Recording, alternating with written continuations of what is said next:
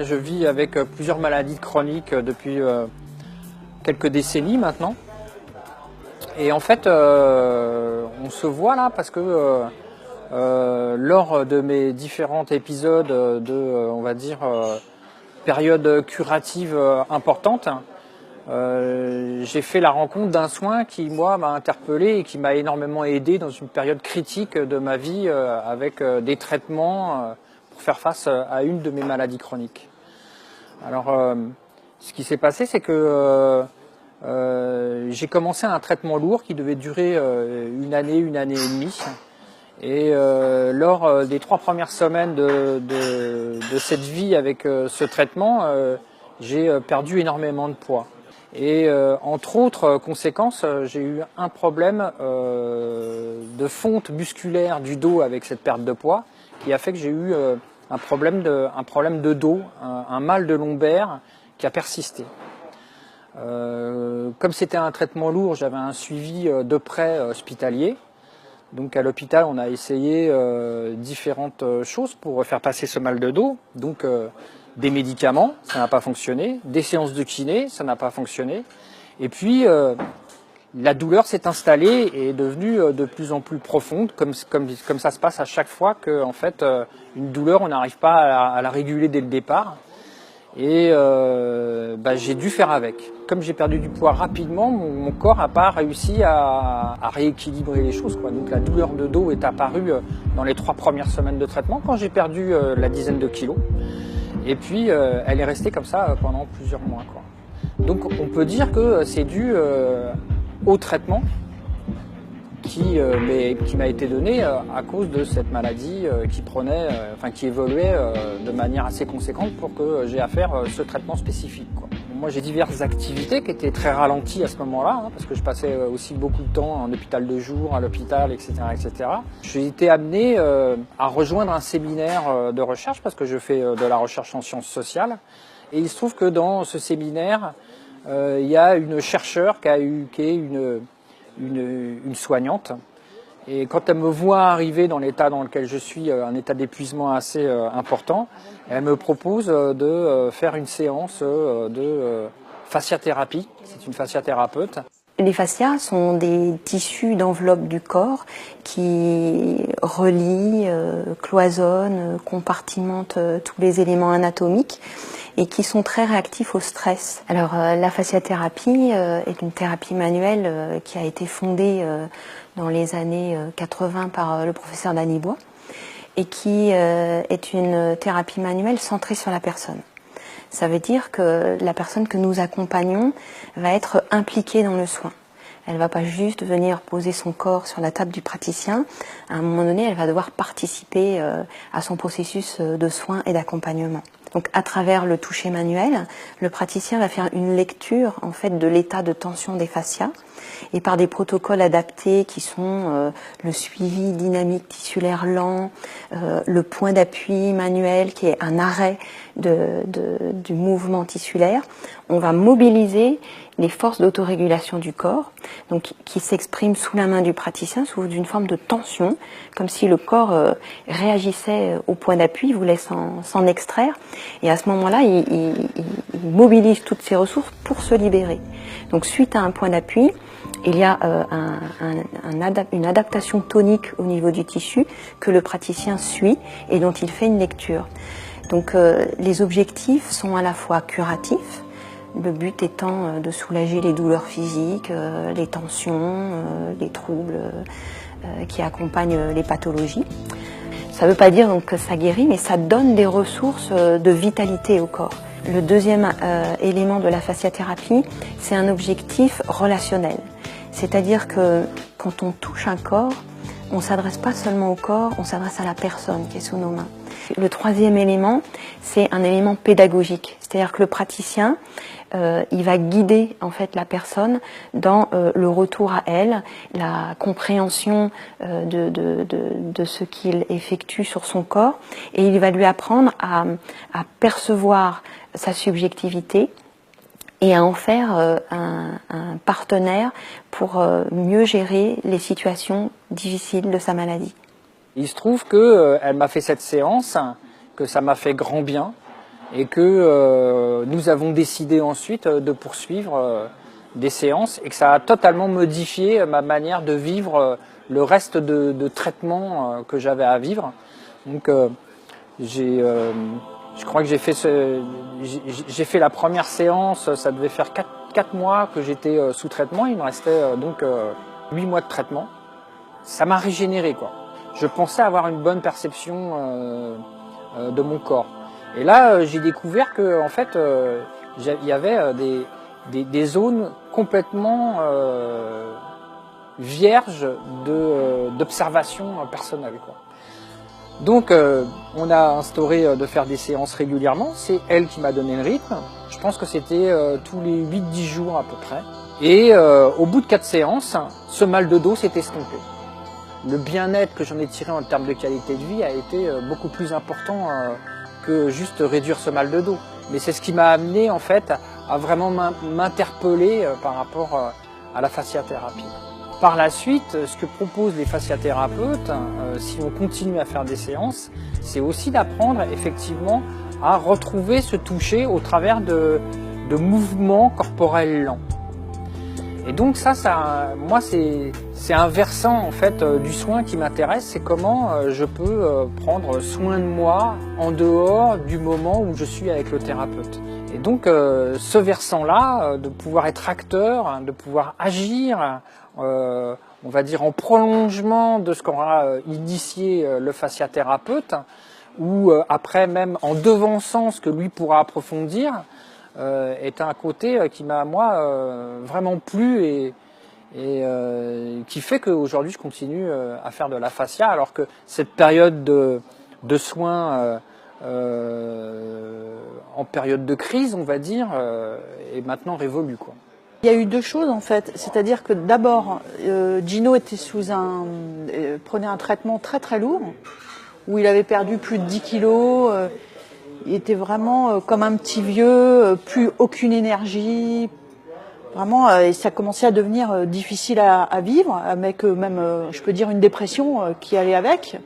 Et quand il revenait des séances de fasciathérapie, en fait, là, il y avait comme un regain d'énergie, quoi. Et c'était net, quoi, puisqu'en temps normal, il était tout le temps à plat, quoi. Il était comme on est sous chimio, quoi. Il y avait quelque chose de physique et il y avait quelque chose de moral. C'est-à-dire que il n'y avait plus ce côté dépressif à chaque fois qu'il revenait des séances de fascia. Donc forcément, ça m'interpellait. Je lui disais, donc c'est des massages. Il me disait, non, on peut pas dire non, c'est pas des massages. Je lui disais, oui, mais bon, t'enlèves tes habits. Il me dit, non, c'est des pratiques sur le corps. Je lui dis, bon, bah t'enlèves tes habits. Il fait, ah non, on est tout habillé. Donc là, moi, ça m'a vraiment interpellée. Je me suis dit, c'est extrêmement bizarre, quoi. C'est tout habillé, qu'est-ce qu'on peut faire si c'est pas des massages, qu'est-ce que c'est, quoi. Ce qui s'est passé exactement, c'est qu'à l'école de kiné, donc de point d'appui, il y avait des séances de formation pour les kinés et ils avaient besoin de gens, de cobayes entre guillemets, de gens pour ceux qui apprenaient. Et il leur manquait quelques personnes. Et on m'a proposé, Gino m'a dit, bah, si tu veux essayer, il cherche quelqu'un comme cobaye entre guillemets. Donc j'y étais. Et là, j'ai eu donc une séance, enfin ça a duré un bon moment, puisque c'était des pratiques, ils étaient en pratique. Et c'est vrai que ça m'a vraiment contre toute attente, parce que j'y étais vraiment comme ça, moi ça m'a retourné, quoi. Cette façon, par exemple, où j'avais l'impression que tout mon corps était étiré, j'avais vraiment l'impression que tout mon corps était extrêmement étiré, ça m'a fait du bien. À un moment aussi, enfin, il y a eu plusieurs choses, et ça a duré un bon moment, mais à un moment, j'avais l'impression, par exemple, qu'elle tenait vraiment mon estomac entre ses mains. Elle avait ses mains sur ma tête, et j'avais l'impression vraiment que toutes ses mains englobaient ma tête, mais entièrement. Et moi, je suis pas du tout spécialement ouverte à ces trucs-là, quoi, à des pratiques, à la kiné, au massage, à tout ça. Et ça me donnait une conscience de mon corps qui, du coup, me donnait un sentiment de bien-être, mais extrême, vraiment extrême, quelque chose de. C'était pas au moment où elle le faisait. C'est déjà en sortant, j'avais une énergie décuplée. J'avais vraiment une énergie décuplée et un sentiment vraiment. Le sentiment que j'ai, c'était je croyais en la vie, quoi. C'était vraiment ça.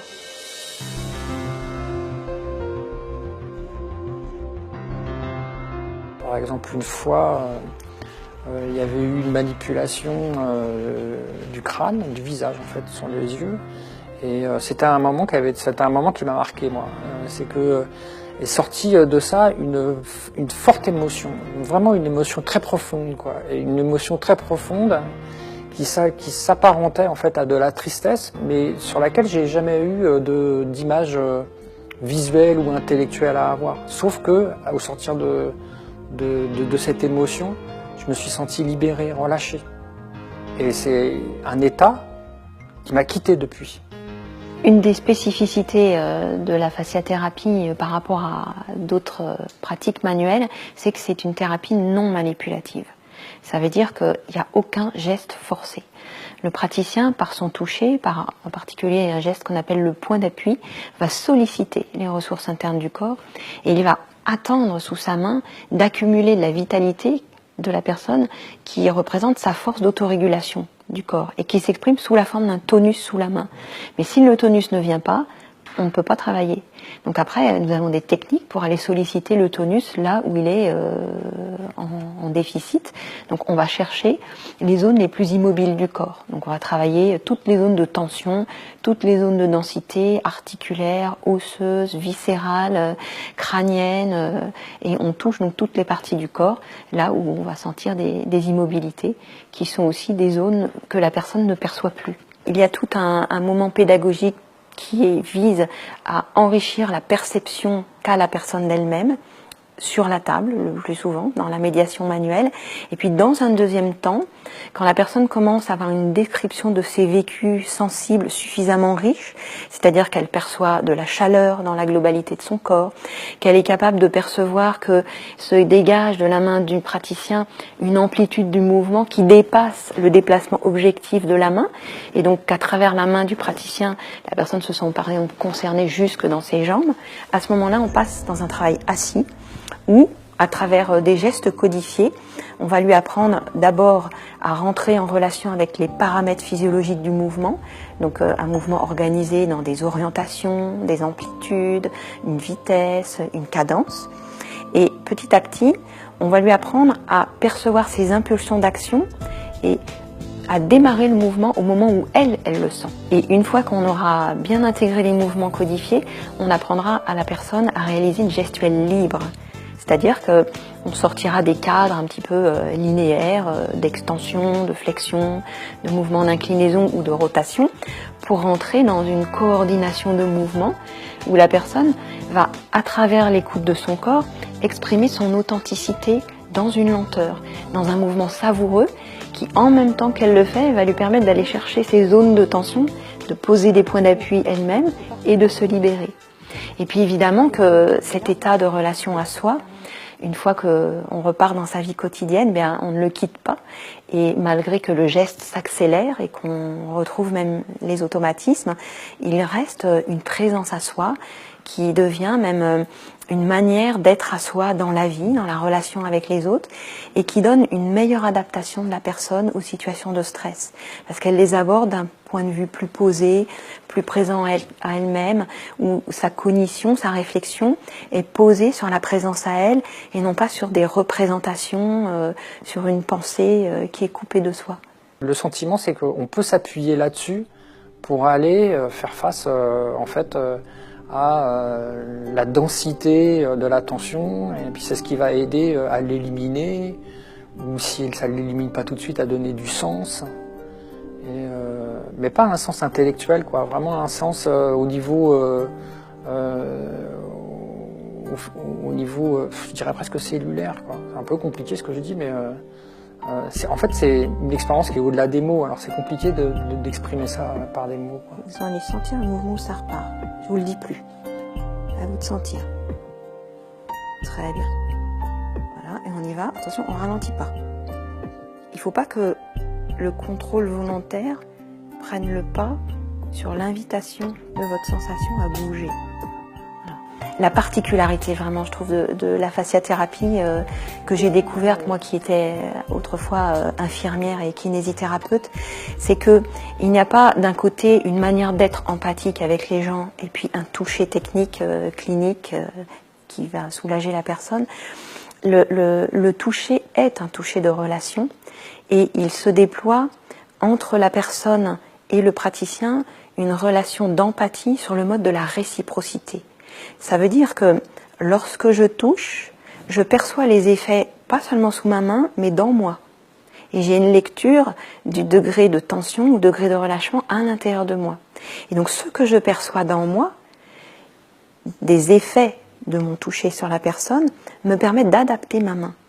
Ce qui fait que plus on avance dans la séance, plus le toucher est lent, plus le toucher est profond, plus le toucher est intériorisé. Et à un moment donné, il y a autant de mouvements à l'intérieur du praticien qu'à l'intérieur de la personne touchée. Et malgré tout, il n'y a pas de fusion avec la personne. Il y a une implication très forte, mais le rapport que chacun entretient avec les effets du toucher, il est singulier. La personne, elle a le souci d'elle-même, de la présence à elle, son rapport à ses inquiétudes, sa santé, sa douleur, ses problématiques de vie. Le praticien, il s'appuie là-dessus pour lire la justesse de son toucher, pour faire des bilans, pour traiter aussi la personne en même temps, en temps réel de l'action. Sur les années de séances que je fais, ce que je peux dire, c'est qu'il y a des choses qui se retrouvent, mais elles vont prendre une autre densité, une autre perspective, en fait. Perspective, c'est un mot qui n'est pas... mais c'est vraiment ça, quoi. C'est une autre perspective dans le corps, c'est-à-dire l'attention, elle va revenir, mais elle va prendre sa place dans quelque chose de plus large, ou qui est réconfortant, ou qui est une tension qui est plus...